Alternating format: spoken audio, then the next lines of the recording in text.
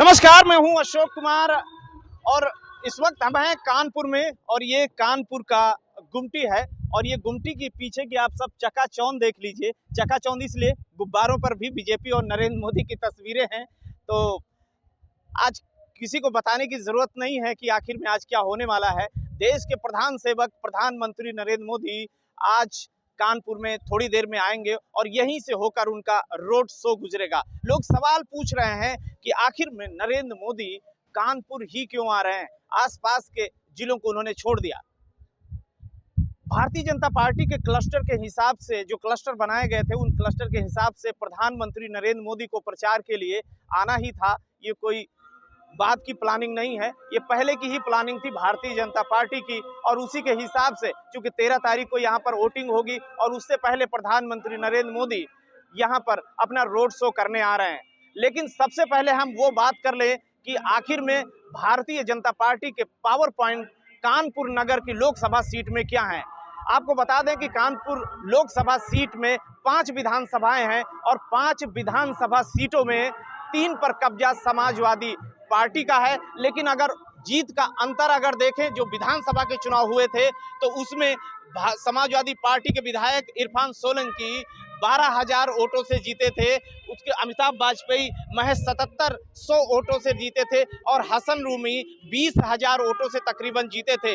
लेकिन बाकी के जो 2 विधायक हैं वो भारतीय जनता पार्टी के खेमे में खाते में थे, पंडित सुरेंद्र मैथानी और महेश त्रिवेदी। पंडित सुरेंद्र मैथानी अकेले तकरीबन 80,000 वोटों से जीते थे और महेश त्रिवेदी भी तकरीबन 37,000 वोटों से जीते थे। अगर इस आंकड़े से अगर हम बात करें तो भारतीय जनता पार्टी का पल्ला भारी बैठता है। और दूसरी बात मैं आपको बताएं कि जो कांग्रेस के यहाँ पे कद्दावर नेता थे अजय कपूर भी हाल ही में भारतीय जनता पार्टी में शामिल हो गए। इसलिए भारतीय जनता पार्टी का यहाँ पर जो पलड़ा है वो पलड़ा थोड़ा भारी दिखाई दे रहा है। लेकिन वो भी फैक्टर हमें जानने की जरूरत है कि वो कौन से फैक्टर हैं जो भारतीय जनता पार्टी की नींद को खराब कर दिए हैं और पसीना छुड़ा रहे हैं।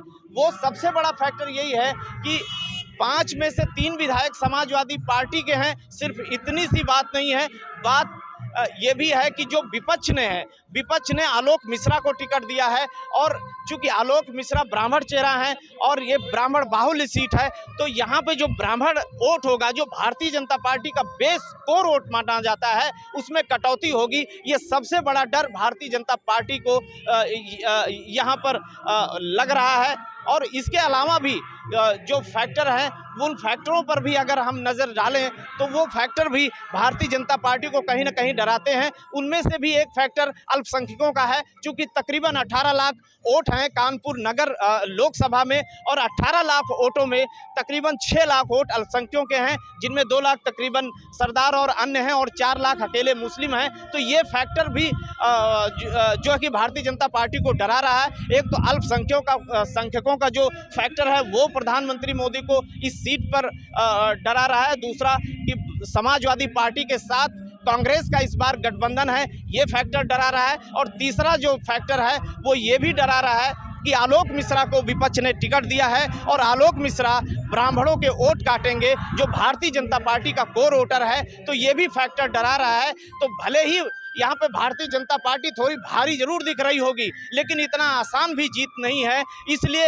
ये प्रधानमंत्री मोदी आज यहाँ पर अपना रोड शो करेंगे और अपना पल्ला भारी करने और जीत सुनिश्चित करने के लिए जो भी होगा वो भरसक प्रयास करेंगे। प्रधानमंत्री नरेंद्र मोदी के साथ योगी आदित्यनाथ भी यहाँ पर मौजूद होंगे, तमाम सारे मंत्री होंगे।